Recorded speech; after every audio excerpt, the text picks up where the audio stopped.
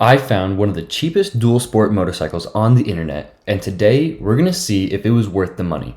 In this video, we'll be unboxing, assembling, starting it for the first time, and I'll give you guys my initial thoughts on it. One cool thing about shipping on this package is I paid for it on Saturday and then it showed up to my house the following Thursday. So for it to only really take 4 days from initial processing to showing up on your doorstep, I really like that, and that was really a standout feature to me.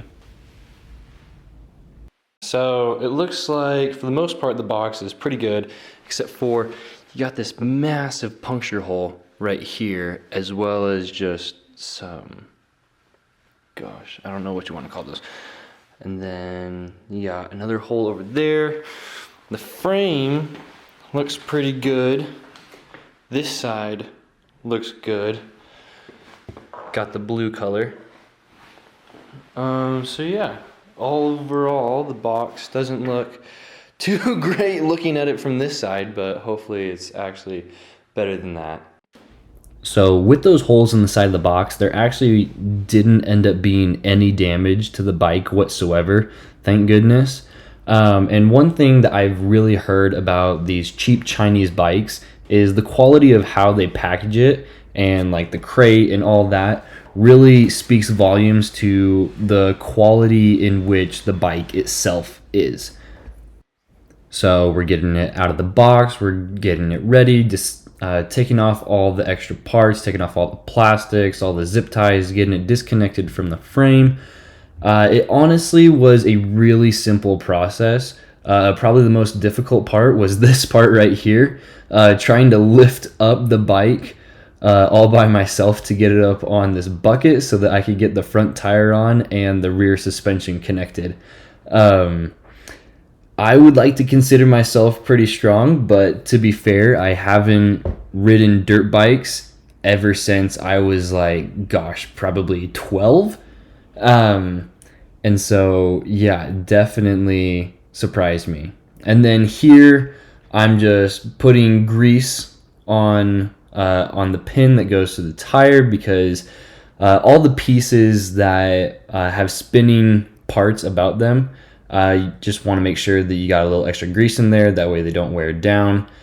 Same thing with this rear suspension, making sure to put grease on the bolts, and as you can see there, putting blue Loctite on probably literally everything, just because I don't want something to come loose or fall off while I'm riding and just not know where the heck it came from. And so also right here, I'm also putting the wiring harness together, and that was honestly super easy. One major flaw that I have heard about and seen videos about is that these taillights, if you don't put any silicone or anything like that in them, they will stop working after like 5 or 10 minutes. Like the wire that's connected to the taillight just doesn't have a very strong connection, and just vibrating around and just jumping around, it just tends to pop off really easily. So we're going to take some clear silicone, as suggested by Mike Festiva. We're going to go ahead and fill this in if we can. So as I added in with those little notes, literally after the first ride, the brake light wasn't working anymore. And so I went ahead and contacted the company that I bought it through, and they should be sending a new one soon. But honestly, really make sure to use enough silicone on the inside. I definitely don't think that I put enough in there.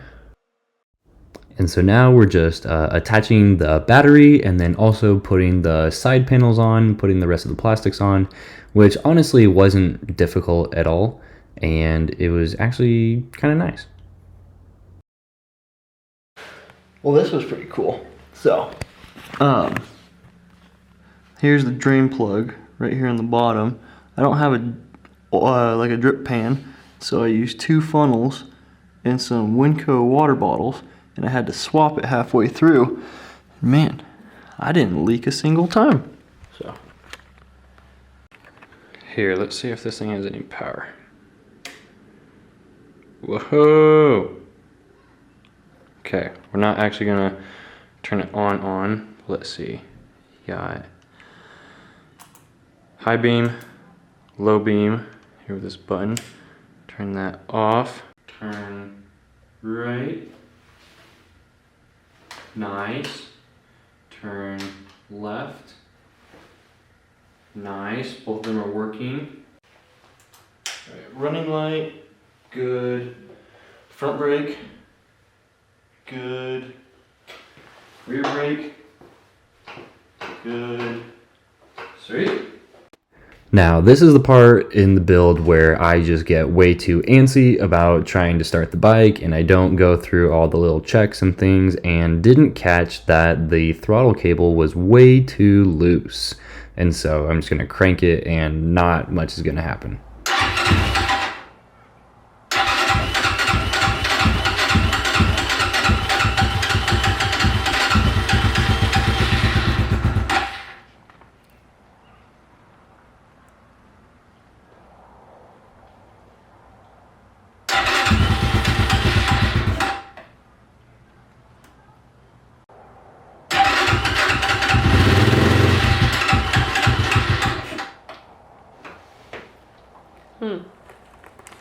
Something's not right.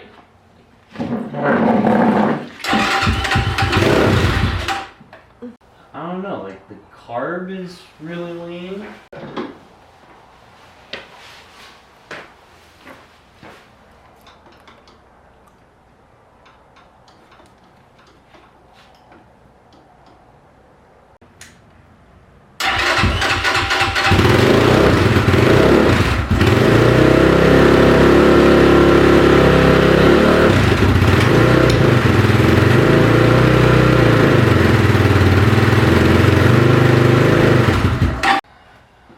Well, the throttle cable doesn't really have tension on it.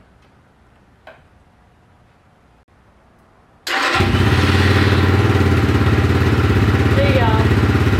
Okay. Yeah, I just had to. Gotcha.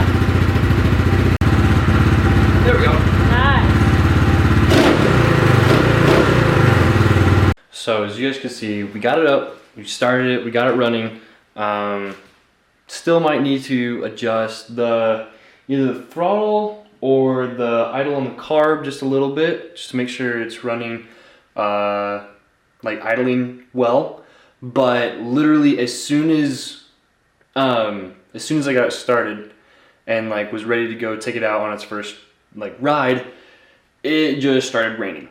And so now we've kind of been just waiting it out a little bit, and in the meantime, let's do a little montage.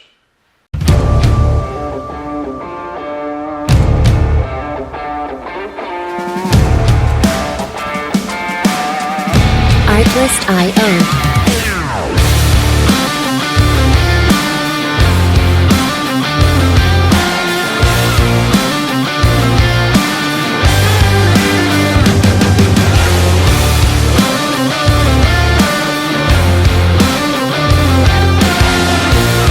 Music licensing reimagined.